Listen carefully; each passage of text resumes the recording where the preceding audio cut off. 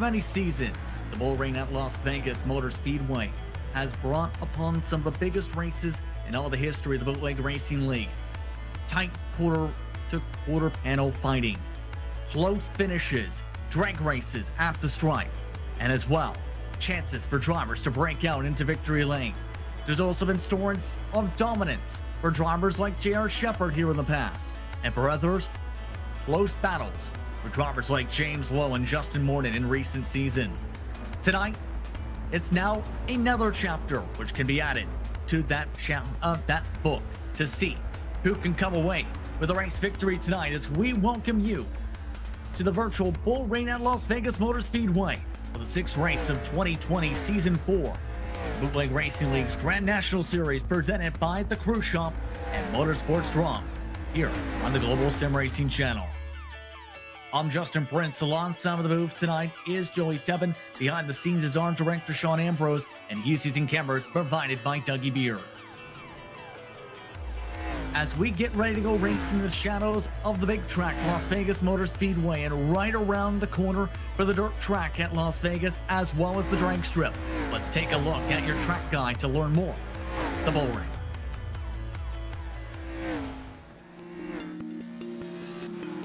Welcome to the Bullring at Las Vegas. The Bullring at Las Vegas is a jewel of short track racing out in the middle of the desert.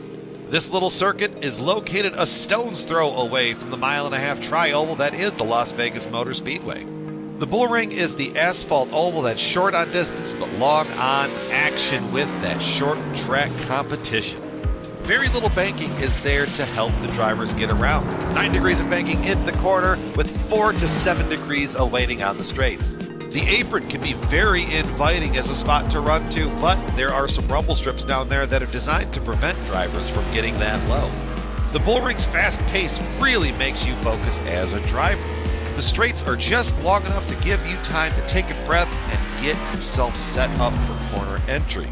Best way to get around here is just kind of fall into a rhythm, like a good old-fashioned rocking chair. Steady hands connected with steady feet operating the gas and the brake pedal is the way to find victory lane out here in the Bullring. This has been our guide to the Bullring at Las Vegas. Enjoy the short track show.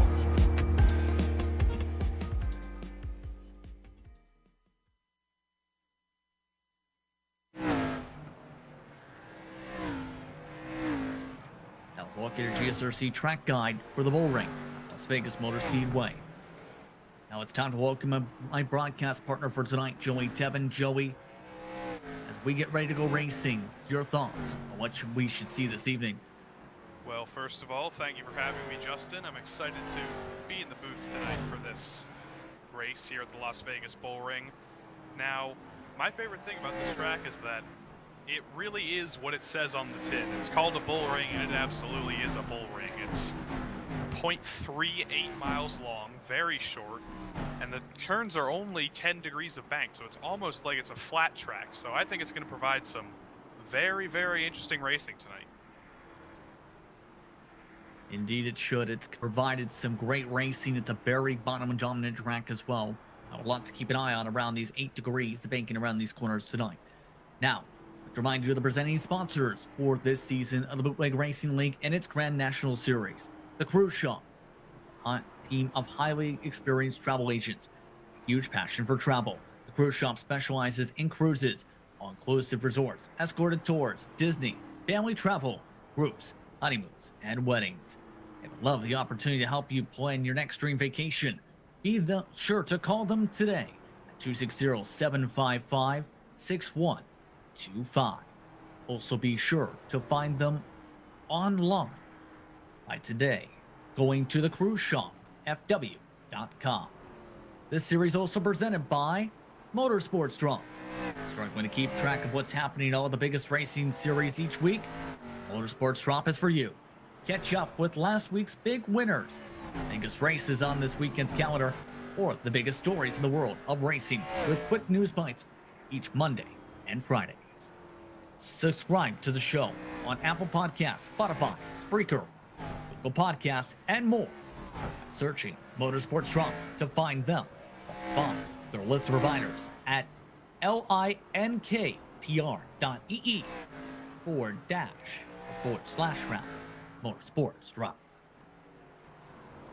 No drop weeks this year means championship fight is also important for several competitors. With J.R. Shepard missing an early race in the campaign, the battle for the title wide open as James Lowe enters tonight as your season leader in victories. 2 victories so far, entering round 6.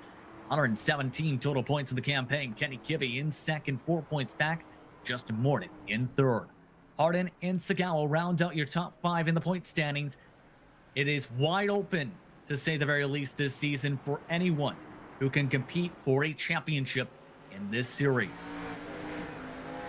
Now, Joey, let's take a look towards your race details for tonight as we get ready to go racing for what's expected to be an intense race tonight. Now, as I mentioned originally, this is absolutely a bullring. Length 0.38 miles or 0.6 kilometers if you're one of our European friends. The turn's only 10 degrees of banking, so there's not much on the top in terms of...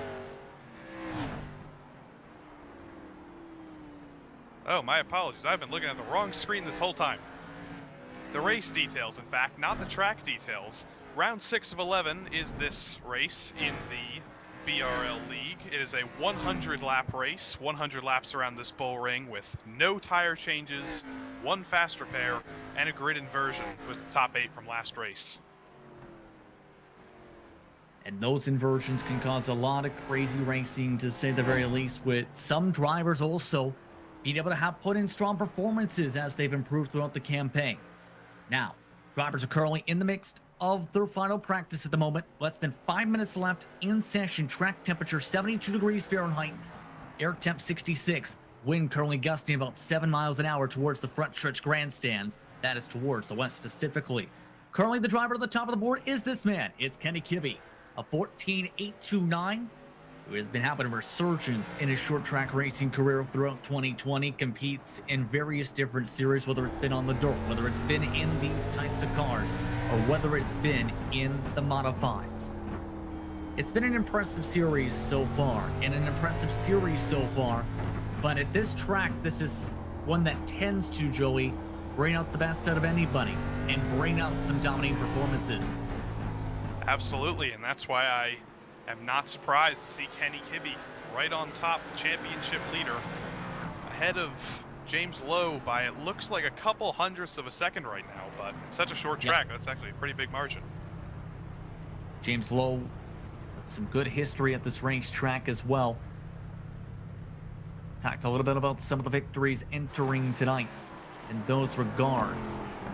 Keep an eye on see how these competitors will do for this evening.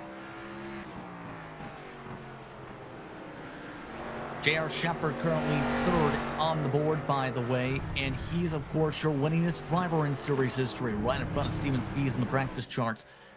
If you're a competitor at this point, though, how do you try and break this all down as the night goes on? To try and make sure you're the person on top, if you were the one inside the cockpit. Well, as usual with short track racing, it's all about being there at the end, being in the right position in those final couple laps so you can just sneak into whatever gap there is and take the position. So it's a 100-lap race, but it's more like a 2-lap race once you get through the first 98. Indeed, it can be tonight. It's going to be entertaining to see how these cars fare out. There is one newcomer to keep an eye on, Adam Gebel, scheduled to make the start tonight. Competing in various different iRacing events since March. Earlier this year, newcomer to the service, currently in P number 6 on the the practice charts, rather. Races a lot, though, with this Arca Menards car. And with these types of cars, it's one where if you're rising up to the rank safety level-wise, you at least have to get some experience here, especially with its new tire model and its new damage model. In fact, it's really one of the first tastes of that new damage model if you are an up-and-comer on iRacing. Yep, I remember when I first got on iRacing a couple months ago this year in the midst of lockdown and being stuck at home. My first oval experience after Street Stocks was in the Arca Menards series. I remember it at Homestead like it was yesterday. And it's definitely tough to get used to, but once you get the hang of these cars, they are a lot of fun to race. There are 90 seconds left here in practice. Currently, the drivers at the bottom of the board, by the way, Bruce Pearson of 15-2 at the moment. So, we talked a little bit about the points as seen on screen. Apologies on my part on that, where it's, as mentioned, Kenny Kibbe, Justin Moore, and James Lowe, who's that running order.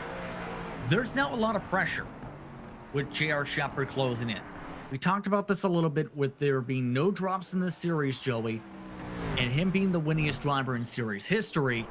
That gap is going to be evaporating quickly if he does what he did last season, where he dropped a win. It was so dominant. His worst finish was second last season.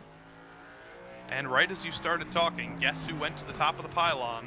J.R. Shepherd with a 14.747. He's definitely bringing the fight today.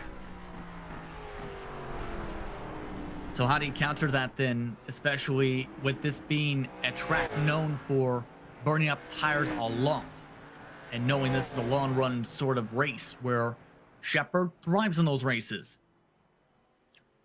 I mean, if he's going to thrive in a race with high tire drag, it's going to be, frankly, tough for anyone to beat him on this day. It's all going to be about saving your tires for when it matters, and like you said, J.R. Shepherd is one of the best at that.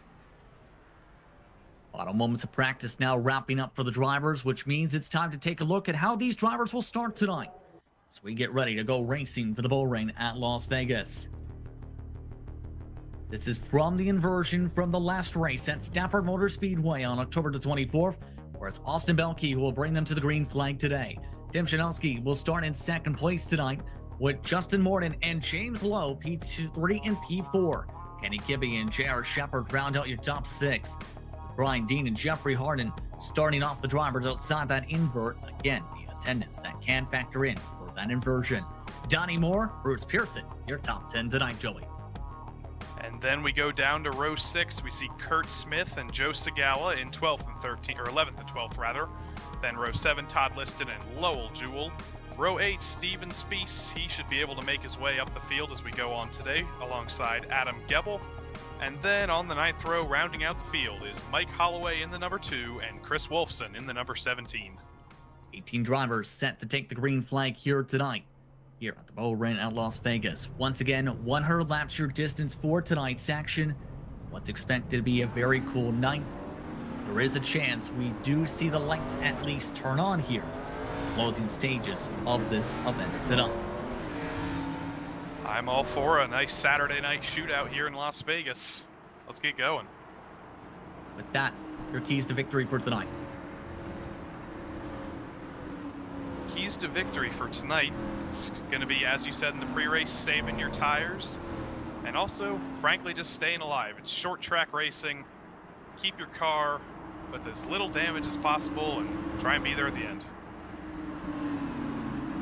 Final pace lap coming up here. I'd like to remind you that live timing and scoring is available for tonight's race at GSRC.tv to keep up with your favorite teams and drivers for tonight's action. Once again, that's GSRC.tv as you see Justin Morton ready for the launch. It's a different look for tonight, though, for Austin Belke. A majority of his time in this series, he's thrown back to Jeff Gordon, with Jimmy Johnson's final race in full-time competition, NASCAR Cup Series Racing, going on tomorrow. He brings us to the green in the Bootleg Racing League. We're underway from the Bullring in the Jimmy Johnson car. Austin Belke leads lap 1, but the 07 Tim Shanowski is still hanging tough on the outside, but it looks like he's starting to fall under the pressure of Justin Morton. Good launch so far, and he's been improving as the races have gone on, but the difficult part is Morton's the first driver on through with the drivers in the points fight. J.R. Shepherd already jumping to side by side with James Lowe as well. Tim Shanowski getting freight trained still in that K&Mark machine. And already a great launch for some of your points runners so far, and a great start for Shepherd already. First task passed on by your point, James Lowe, one of your top drivers in the standings as the caution is out. 3-4 cars crashed. Chris Wolfson, Adam Gebel in his debut, one of his debut races this season, Segala and Lowell Jewell involved. Getting it started with Wolfson here, Joey. Let's take a look at your replay. All right, we're looking at the replay here. I see Adam Gebel in the 91 on debut. And it looks like he just gets a little bit late in the brakes and hits the 19 car of Jewel. And that seemed to set it all off. That's one of the difficult things as a newcomer, is being able to claw your way into the inversion spots. As, wow, it looked like Jewel bobbled at least the laying down right into his fender in the first place. Yeah, and as I always say, it's short track racing. When you're in such tight confines, these kinds of things can happen early on.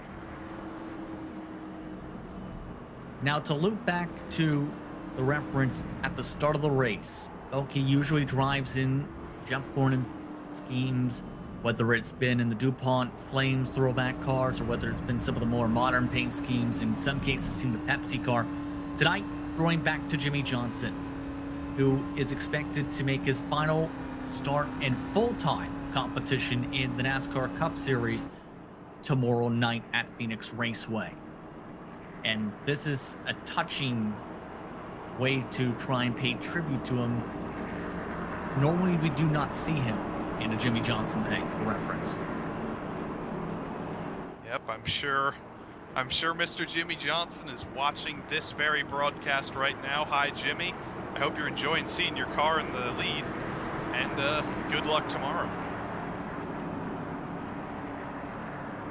Currently, Austin Belke averaging 9th place finishes so far in the campaign, 11th in the standings. He was in contention for a top 5 standings last season. Coming to the green flag, Justin Morton will start on his outside. Kenny Kimmy already up to 3rd. Your biggest mover so far is Steven Spies, +4 up to 11th. Green flag's out. We're backing away for the Bullring at Las Vegas as Justin Morton looks to try and take away the race lead. Made it look easy. He absolutely succeeded in taking the lead on the outside, but it's not over yet for Austin Belke. He's still there on the bottom. No, he's not. Morton finally gets to the bottom and takes the lead for sure. And already on top of things, J.R. Shepard already scrapping for P4. Dream rises up to the top very early on here. Now, one of the tough parts is, with this type of series, no tire changes means the longer the run goes, the more likely you burn up the tires. And what happens when you burn up the tires? Start struggling with the handling. We talked about Shepard being known for being able to do that and save tires. Justin Morton in the past at the same time, in some of these cases when he's been the fastest car early, has had a tendency to burn up the right rear tires. Think back to Thompson as the best reference point for that, as we take a look at him from on board Austin Belke. And the problem with being in the lead sometimes, and especially when you're under pressure from a driver of the caliber of Austin Belke, is you're going to burn up your tires a lot more just to try and keep your car in the lead. So honestly, 2nd place might be the place to be right now. It's also a good chance to, if you're, say, trying to catch up with the curbing in terms of the pace, is follow the marks and try and see what you can pick up on, right? Exactly. It's almost a learning experience. Think of iRacing for now. Keep in mind that the field has had a tendency to separate about after 25 laps of green flag racing here at the Bullring at Las Vegas. Lap traffic was a bit of a factor towards the end of the last time the series was here. That was under complete darkness all the way back in late August, I believe it was. Still, though, Mike Holloway is up 7 positions at the moment. He's up to 10th already. And Mike Holloway seemingly did that in my blind spot, because 1 second he was starting 17th in the back row of the field, and suddenly he's right in the middle of the action. Always worked in various different positions in the NASCAR community, including as a photographer at the tracks. Previously raced mini stops in Bullring, Virginia back in the early 2000s. Meanwhile, Donnie Moore, he's been having some ups and downs the past couple seasons, but he's able to go up 1 more position. Tim Janowski already back to P8. It's been a poor run to start off with the 07. And dare I say, that's one more position for Donnie. As he moves up to 7th place, that will put him in 2nd in the invert if he stays here, but there is a lot of time to go. Very early. Meanwhile, J.R. Shepard is saying hello to the back bumper of the Nocturnal Gaming Machine. Kenny Kibbe trying to hold on to the spot while he tries to find a way around Austin Belke. But here comes Shepard, not able to duck underneath the bottom side yet. Shepard a little touch bit quicker on entry and exit right now. And I tell you who else is coming to join this fun little fight is James Lowe. As these three here, the train led by Austin Belke's Jimmy Johnson car, it's about to become a 4, 5, maybe even 6-car battle soon. It's almost looking like that they have the pace to get by him. The thing is, they might be trying to use Belke to save tires here. That is definitely a possibility. And I think we're going to see that for a while if they are saving tires, and hopefully they'll get a little bit more aggressive and try and go for some moves. But as I say that, to the bottom is Kenny Kibbe trying to take away 2nd. So Kenny Kibbe finally gets by Austin Belke, and here comes the floodgates. And at this specific track, you lose the bottom groove, you're likely going backwards. And you're seeing that perfectly once again with the 24 machine. The first hole to get into line, P6, right behind Brian Dean's MBNA machine. We see James Lowe on the James Lowe line, just about past Austin. He should probably clear him through this corner. And then we look back to the 23, and Austin's misery may finally be over soon. One of the cleaner races at this track in recent memory. There were a significant amount of cautions the last time the series was here. There was a lot of grip at hand at the time. As we take a look at Donnie Moore, well, you can see with that steering wheel, he's losing a bit of grip on corner entry, it seems. He is, and that might be part of what came from his battle with Tim Shinowski a little bit earlier. Maybe he used up his stuff getting by him, but right now the person who's lost even more stuff is Austin Belke, who is suddenly in the clutches of Donnie Moore and Tim Shinowski. He could potentially fall out of the top 8. No, some of your experience with is more so with the Xfinity Series cars these days, but one, at the least, you've had to touch upon these cars, but for 2, you've had a decent amount of experience in those respective cars. When it comes to the short tracks and you have handling like this where you're having to go back and forth on the steering wheel and almost sawsaw it, how do you try and get yourself back into that method of, okay, if I sawsaw the steering wheel, I'm burning up the tires. I gotta calm down and go more smooth. That's a great question that I haven't actually figured out yet, because I'm one of these guys that tends to saw on the steering wheel on short tracks, and I'm always on the short end of the stick with tire wear. But someone who isn't on the short end of the stick with tire wear is J.R. Shepard, who just got by Kenny Kibbe for 2nd. His march through the field continues, and before we know it, he'll be in the lead. Yeah, well, this would be about a lap or so ago on lap 29, where got a great run coming off of turn 4. It's the same type of line we had seen him a little bit be able to make work behind Belke. That in turn helped set up enough momentum by the next time they got to 3 and 4 for this. Take away the bottom, takes away the move. And for some drivers, they know if Shepard's coming, he's going to find a way to pass you in quick. I'm looking at Kurt Smith, who is currently the last placed car on track. He is 11.4 seconds behind the leader right now, so lap traffic is going to become an issue in, I'd say, about 10 laps time, as J.R. Shepard continues to cut into Justin Morton's lead. Yeah, the lap time differential right now, 15.7 for your race leaders. Fastest times on the track are in that ballpark, while the back of the field is running 16 flats, which may not sound like a lot at first, but it all adds up more and more and more as the laps continue to circulate around, to where if you get these long runs, it can potentially hurt you if you haven't gotten the pace together. Keep in mind, 12th on back isn't a whole gaggle of cars to their own selves right now. That is about 9 seconds behind your leaders at the moment. And the other problem is these guys are racing side by side. I've been watching guys like Mike Holloway, Jeffrey Harden, Todd Liston. They've been going side by side for the last couple laps. They've stratified back out to single file now, but if Justin Morton catches these guys when they're going too wide, he's going to be in a world of trouble. Yeah, seen it coming a couple times for position battles the last time the series was here. Currently, he has the gap, though, about 0.6 of a second. The thing is, though, as we talked about with the tire, we're saving importance. Eventually, Shepard's going to go back the other direction because a 15.9 last time for Morton, a 15.6 for Shepard. And now, Shepard is ready to pounce after letting the tires cool off in the last move. He is reeling him in like a shepherd reels in his flock of sheep, catching by 1 or 2 tenths every lap. It's only a matter of time until Shepard gets by Morton. I like the way you pun, my friend. As these drivers are looking to try and hold off drivers like Shepard. 3 victories for J.R. Shepard officially on the season.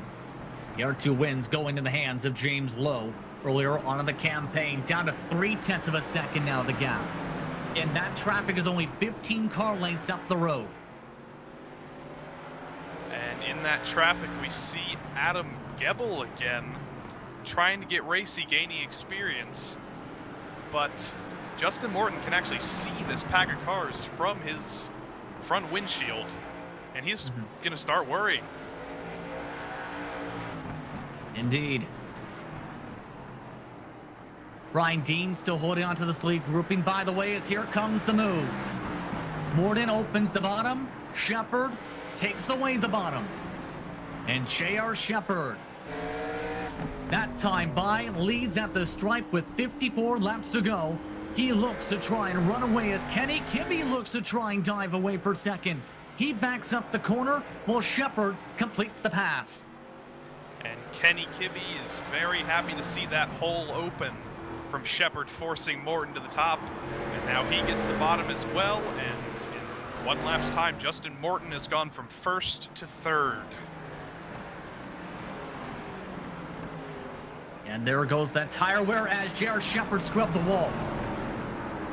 And one of the toughest parts here about this car is, I'm not sure if you experienced this going up to the racing ranks, is because this is essentially an angled chassis on this car with the metal chassis, you angle it the wrong way down the straightaway, you can get stuck against the wall to where it takes a few seconds to be able to pry it off the fence.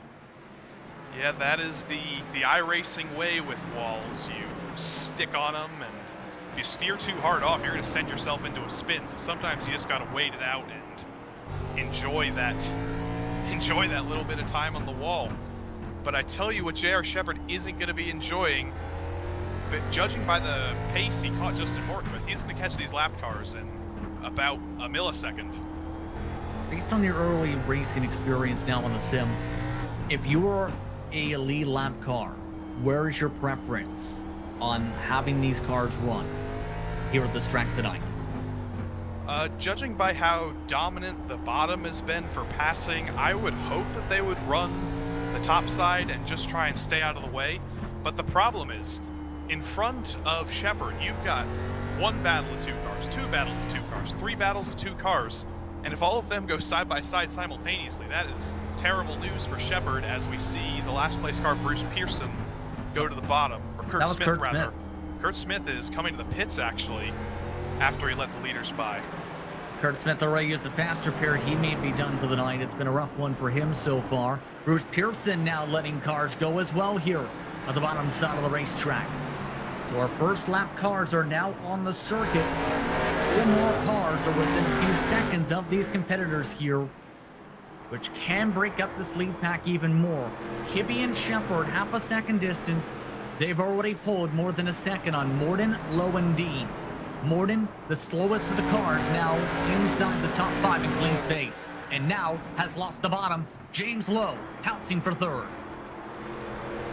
Once again, we see how you really cannot stick a move on the top when the tires are this old, and Justin Morton is continuing to get shuffled back. It just looks like the tires are completely melted. It's almost similar to what I mentioned with Thompson. Just seems to be really struggling off the corner, especially with looseness right there. The right rear tire is something he's had a problem with on some of the long runs in recent weeks. And I'm watching J.R. Shepard now as he takes the bottom away from the 87 car of Todd Liston. The lap cars in front of him were going too wide for a moment, but luckily Shepard was able to find a gap when he needed it. But now he's only got one car in front of him. That is the lone lapped car of Lowell Jewell, I believe. We're going to see if Shepard can take the bottom. He does. Jewell doesn't put up too much of a fight. Bye-bye goes the boss man, just like that. Administrator giving some space now to the lead lap cars.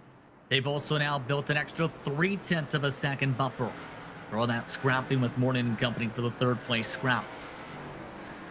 There's a chance they lap as high as 6th at the rate they're running, by the way, on this racetrack, because Balke is currently 8 seconds back of J.R. Shepard. Dottie Moore 9.3 seconds. Right now, these laps, these cars are turning 15 nines to 16 flats, are up to upwards of 0.3 quicker in some cases compared to some of the drivers they're passing right now. And I tell you what, I just noticed in the heat of the battle, we're almost 2/3 done with this race, so time is running out for anyone to take on J.R. Shepard. Let's take a look towards the battle for P8 because Steven Spies just took away that spot. Talked about him in the past with his dirt experience. That is where his background is in racing. He's already passed by Donnie Moore. This is also for the pole for the next race on the campaign. Chip Janowski starting to get a rhythm together after essentially losing 7 spots in about 15 laps under green. And I tell you what, in the topic of Steven Spies, you're talking about losing 7 spots under green. Steven Spies has gained 8 spots over the course of this race, which easily makes him the biggest mover in the field. Yeah, plus 8. Here's take a look of him right there in the 55 machine. See the gap behind, up to 10 seconds rather for the race leader, His pace right now is also in the same ballpark as him. But if you miss a race, you can see the consequences where it can be very difficult to close up. By the way, let's take a look at P3 because they still have to deal with Todd Liston and company. That's the SimRacer coin machine and the Jim Beaver Esports car now moving to the top side here in all this grouping. They're still losing a ton of time whenever they reach a bit of this traffic, even a little bit now. 2/10 anytime they reach a lap car to the leaders right now. Yeah, and that's even with the lap cars being very courteous by giving the leaders the bottom, but still, maybe it's nerves when you get in the bottom. You're worried about whether or not the lap car is actually going to let you take the corner, but whatever it is, it's definitely not where you want to be when you're a lead lap car. By the way, for Brian Dean, it's one of his better runs so far this season. P9 last race, for reference sake, from Stafford. He's been really competitive here tonight. He might have a realistic shot at getting a podium. I can't remember the last time we've seen him finish on the podium in this series this year. Neither can I, but he's all over the back of James Lowe. And seemingly every time Lowe gets through a lapped car, Dean gets through it a little bit faster. So maybe with one bad bobble from Lowe, Dean could steal that podium that he desires. Kenny Kibbe is finally looking to try and pounce. He's turned up the wick for the race lead. And this is something that you'll see sometimes where drivers will back up, try and save tires a little bit, Joey, and then pounce. Looking like Kenny Kibbe is trying to pounce for a little bit here to try and see if he can do anything to pass by the 98. And he's fallen back a little bit now, but they are approaching another gaggle of lapped cars. The one ahead of Shepard right now is the lapped car of Chris Wolfson, who is looking a little bit squirrely, so that might be worrying Shepard a little bit. Now, Chris Wolfson has had a nightmarish season so far, to say the very least, with several different squirrely situations. A little squirrely with the race leader now on his back bumper. Big checkup from Shepard. Kenny Kibbe also backs up the corner as there they go. Mike Holloway next up on tap to lap. As contact with second, Kenny Kibbe keeps it straight, no damage. That was worrying, and I can't even imagine how worrying it was from Kenny Kibbe's point of view, but it doesn't seem like he has any particularly bad damage from that. It looks like he'll live another day, but that was a scary moment. Adding a little bit more of a bobble there from Chris Wolfson, and that hooks Kenny Kibbe's car.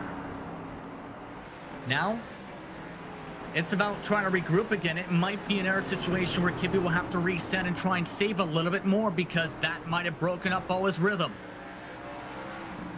And once again, we got another gaggle of 3-lapped cars coming up. The lap traffic never ends around here as we look at P3. Lowe and Dean again. These guys cannot stay off of each other. Yeah, Dean really looking very sporty tonight on Apex especially. James Lowe has been better on corner exit, however. You can see the different lines, a bit more of a flatter line for Dean. James Lowe tends to at this track go for more of a, almost like a double apex, where he takes it a little bit higher, goes down low for the apex, and then tries to exit a little bit higher off. I mean, when you're at a track this short, it is essentially just 2 hairpins side by side, so... Brian Dean up in the Brian wall. Dean He snapped hard off the corner. Let's take a look at a quick on board, and Joey, this was nearly a smack straight nose into the wall. Yep, we're seeing these moments frequently throughout the race. Dean lucky to save that and not have any worse contact, but as the tires go off, you're going to be seeing more and more of that. That definitely scraping up some of the side of the walls. Will Jordan now pulls off the racetrack as the race lead, by the way, has reached more traffic. 0.3 of a second now the gap, as next driver being lapped is Jeffrey Harden. Jim Shinalski will be looking to try and hold on to P8, currently in your projected pole sitting position via inversion, possibly looking to hold on. They were also passing by Donnie Moore, who has a problem at the bottom of the racetrack. He's also pulled off towards the side and let several cars go as the leaders are now bumper to bumper in all of this. Shepard has been getting pinched down to the bottom by these last couple lapped cars more than he has been in the past, and that has allowed Kenny Kibbe to be closer than he ever has been. And usually you don't see the bump and run play a factor in these races. Well, we see it potentially heat up tonight with Kibbe looking for his first win in this series in 2020. He competed a lot at the highest levels of BRL competition back in 2019. Worked his way back up the ladder, though, for 2020 after taking some time off. And now he's looking for his best opportunity yet to try and break into victory lane in the Grand National Series. 12 laps to go. Speed's next on deck to lap. Then Austin Belke, and then the whole grouping of cars to the back half of the pylon again. With only 10 laps, 11 laps to go, I'm not entirely sure if this lead group will catch those next 2 cars, but they do have Steven Spieth right in front, who takes that top line, and they actually get through him pretty cleanly. That didn't hurt Shepard too badly. Kibbe still has not taken a chance to pounce a little bit loose though off the corner, and he did nick a little bit of the apron. It's been talked about for some tracks you can make that work to get better rotation. Not so much in 3 and 4. A little bit you can get it to work in 1 and 2. 9 laps to go this time. Under 10 laps to go for the Bullring.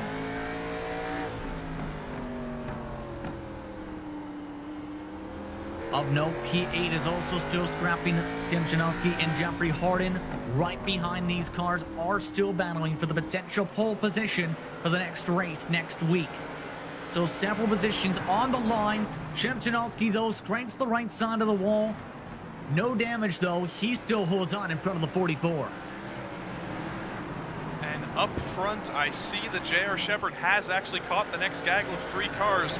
I didn't think you would catch him in time for the end of the race, but with 7 laps to go, the lap traffic is still not over. Well, the cars in front are 4/10 slower as Liston scrapes the wall. He goes all the way up into the marbles and lets by everyone else, falls to 62 laps down now in this race. The drivers who might be a factor with 5 to go, Joe Sagawa, Austin Belke, they may get to Bruce Pearson as well, as they'll get a high five from the flag stand. Kenny Kibbe taking a shot. He nearly spins it on the apron. That was aggressive. He was all over the curb with a lot of enthusiasm, but unfortunately he got a little loose. He's fallen back again. He's gonna maybe have one more opportunity when these guys catch Austin Belke in a couple seconds. He's got the apron again as well. He may have 1, maybe 2 shots to try and take away this race lead. We are approaching that point of no return for these competitors. Would be Kibbe or would be Shepherd in victory lane. Shepherd looking for his 4th win of the season. Kibbe looking to break through in 2020. NG Kibbs with 3 laps to go, diamonds it off the corner.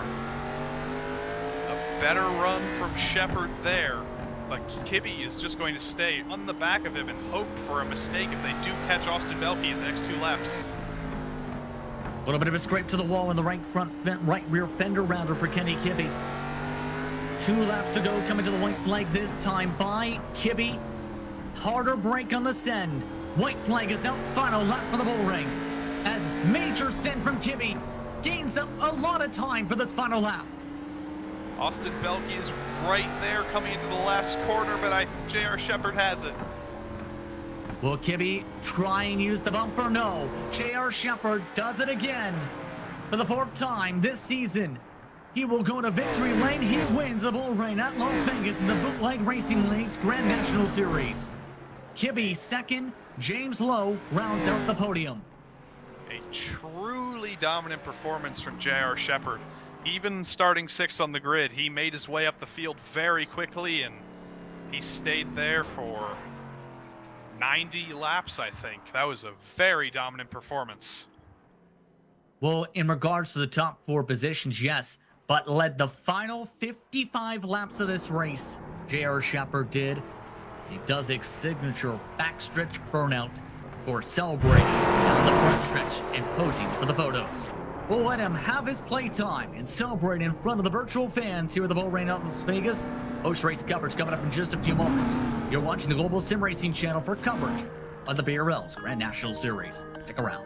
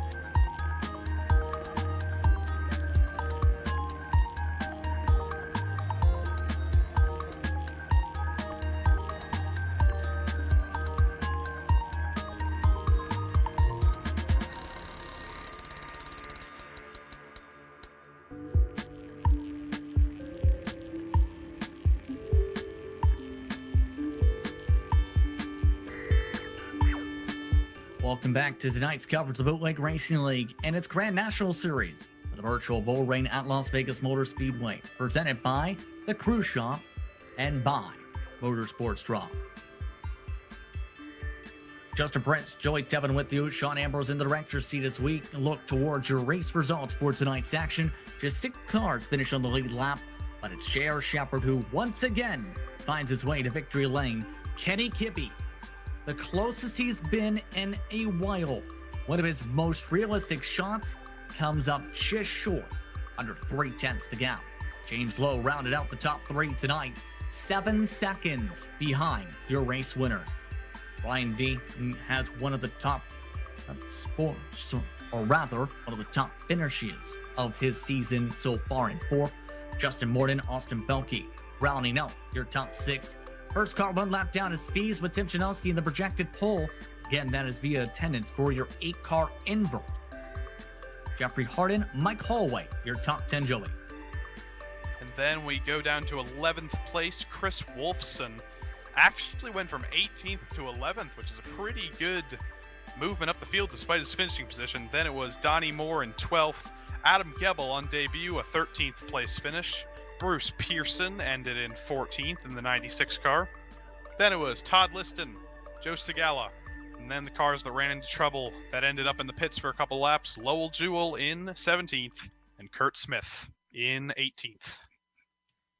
We'll go from P3 down to your race winner. James Lowe is first on deck to celebrate a podium finish tonight. James, first of all, how are you feeling about the run tonight?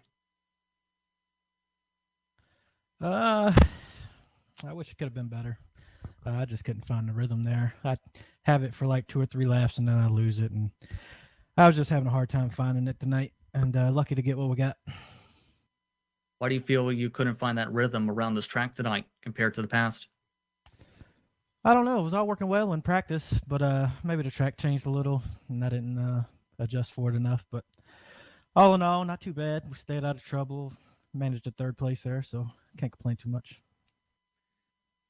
One of the main things noticed tonight was compared to the last time you were under the lights, fall off was even more significant. And if anything, more than a second plus of fall off. What was it like trying to balance things out where eventually it was Shepard and Kibbe who pulled away? Well, I don't think it would have made much difference tonight. I conserved and I was still slow, so I didn't have the trick for it tonight, and those guys did. So congratulations to them. On that note, to shift gears a little bit towards the next race in action, entering that race, you are tied for second in the points, and the next race is at Southern National. Your thoughts for there? I like Southern National. It's always been pretty good to me, but we'll just have to see how it goes. On that note, anyone you want to thank for your run tonight? Yeah, I just thank my team, Balls Out Racing, the Cruise Shop for sponsoring, Motorsports Drop, and you guys for doing such a good job broadcasting. Thank you for your time, James. Appreciate it. James Lowe, straight to the point tonight. The driver who was one we were keeping an eye on to see if he could make the move was Kenny Kibbe. He's going to make the move to speak with Joey Tebben now. Yep, I am here with 2nd place finisher Kenny Kibbe. Really aggressive in the last couple laps there. Do you think the move was possible? Well, I mean, that was like one of the only windows I had was lap traffic was kind of inadvertently helping me out. With JR having to set up passes, I would just follow him through, and I would have like one corner where I could get a really good run on him, and I had to try something. And I think JR's difference was he was getting a really good run off of turn 2. He was better than me in 1 and 2, and I think that was kind of the difference maker to where I could catch him in 3 and 4, but he could defend me off. But yeah, when the lap cars came up, that's when I got the closest to him, and figured I'd at least show my nose and see if I could get underneath him, but just couldn't make the car stick. And if you could explain to our viewers, you talked about lap traffic. When you are fighting for the lead like that, especially on a short track like this, do you honestly prefer, if there are a bunch of cars in front of you, to slow down the leader a little bit? Well, I guess it kind of depends. You know, if I had outright pace on the leader, then I'd probably want the track to be clean. But since him and I were so even, lap traffic was kind of making the difference because he had to take a poor angle into the corners, and I could do a full arc in like I normally would, and that was giving me a huge advantage. So with us being so even, that was going to be an advantage having those lap cars there. And in the championship, you're still in the lead, even with a 2nd place finish, with JR missing that round earlier in the season. Do you think you'll be able to hang on as we move through the weeks. Next week is at Southern National. How do you think you're going to do there? We'll have to see. Southern National can. We've done all right there in the past, but this is my first season back in the Grand National cars too, so I haven't run one of those cars there in a long time. But that place can have a lot of cautions potentially too, so I'm gonna have to see how that plays out. But yeah, I mean, I know I basically just have to keep finishing ahead of the 99 and the 9, and then we can hopefully lock up this championship. But man, if you have one bad race, that just closes the field together. And really, if the 99, the 9, and myself all have bad races, that's going to probably bring JR right into it too. All right, and for your second place finish today, is there anyone you want to thank? Yeah, just everybody at the Bootleg Racing League and at Global SimRacing channel for putting the broadcast on, and the Motorsports Drop, the cruise shop, and everybody in the race today. Only like one caution we had, 1 or 2, and JR, I just have the greatest respect for the guy, and we had another great battle, and he keeps coming out on top, but hopefully we can change that one of these weeks. And that was your second place finisher, Kenny Kibbe, and I believe, Justin, you've caught up with JR Shepard, our winner. Yes, indeed. Once again, it's JR Shepard in victory lane, 4th time already this season. Where do we see that? Oh, yeah. Past couple seasons. JR, tonight, what was different from your past victories at this racetrack, in your opinion? You know, they're all cool to get when you're racing with a group of guys that are this strong. But this is one of my favorite tracks to run at, and tonight was pretty tough just because of lap traffic. You know, those guys are racing for position, and they're not trying to hold you up at all when you catch them. But just me catching them at weird times allowed the finish to be a little bit closer than I wanted it. Yeah, Kenny Kibbe had mentioned where he actually, I'm not sure if you noticed in the back mirror, tried to close in really hard off the corner and nearly spun it out on the apron. And what was kind of like with the fight with Kenny Kibbe? He felt he was near dead even with you.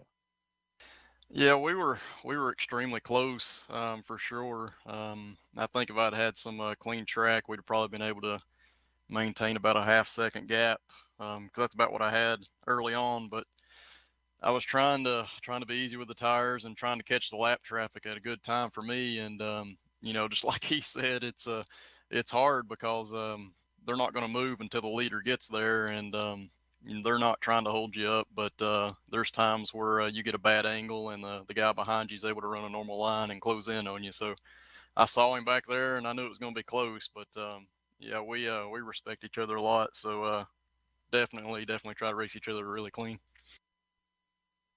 Speaking of closing in, you're now only 30 points out of the points lead after missing that race earlier in the campaign, heading to Southern National. Your thoughts heading into that race then? No, we're just going weekend to weekend and trying to have fun and win some races. The championship's definitely out of reach, but maybe I can close in on the top 5 or something there. It's tough when you miss a race, but that's the rules, and it's the same for everybody. On that note, anyone you want to thank for your run tonight for yet another victory in this series? Yeah, definitely a big thanks to the Bootleg Racing League for allowing us to do this each and every week, and the Cruise Shop for being on board on the car.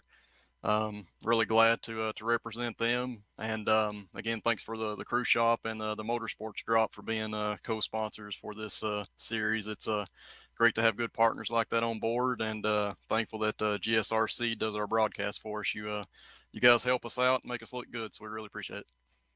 Congratulations on yet another victory tonight. I appreciate it, guys. Thank you. JR Shepard, another dominant performance. Again, your current points differential, this is via iRacing official statistics. Kenny Kibbe, 229 points, plus 5 over Justin Moore and James Lowe. JR Shepard, 30 points back, and Jeffrey Harden rounds out the top 5 exiting tonight's race. Real quickly, Joey, your quick thoughts on this one. Well, this was a quick and surprisingly fast and clean race.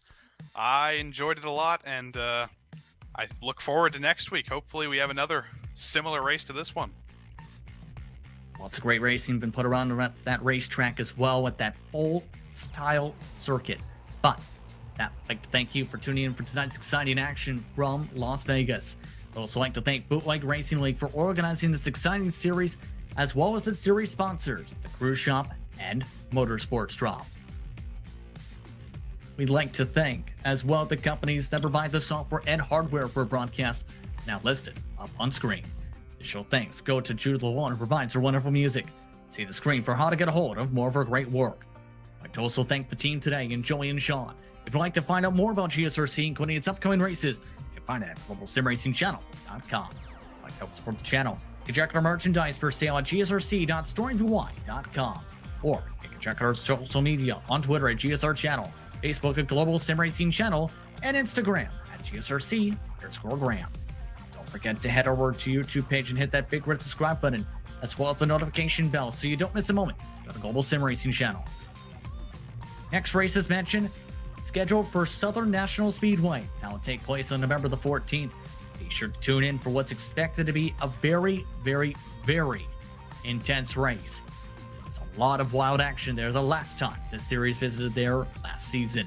We also have races for upcoming series, or rather upcoming races for other series if you also prefer, now listed up on screen. So be sure to check those out as well and mark them down in your calendar. Until next time, race clean, race hard, and we'll see you on the track.